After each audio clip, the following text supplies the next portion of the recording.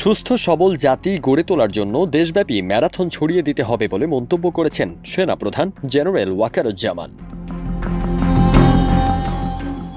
বাংলাদেশ সেনাবাহিনীর সার্বিক তত্ত্বাবধানে ৮ ফেব্রুয়ারি রাজধানী ঢাকার ৩০০ ফিট এলাকায় অনুষ্ঠিত হয়েছে ঢাকা আন্তর্জাতিক ম্যারাথন ২০২৫।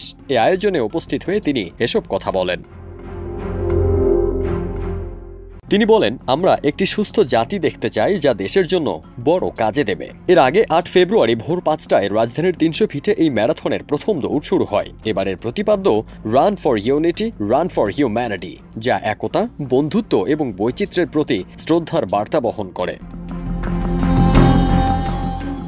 এখন পর্যন্ত দেশে আয়োজিত ম্যারাথনের মধ্যে সবচেয়ে বড় এই ম্যারাথনে এবার ১০,০০০ দৌড়বিদ অংশ নিয়েছেন। এছাড়া ১০টি দেশের বেশ কয়েকজন বিদেশি ম্যারাথনারও প্রতিনিধিত্ব করছেন। ফারদিন সানি, দেশ রূপান্তর।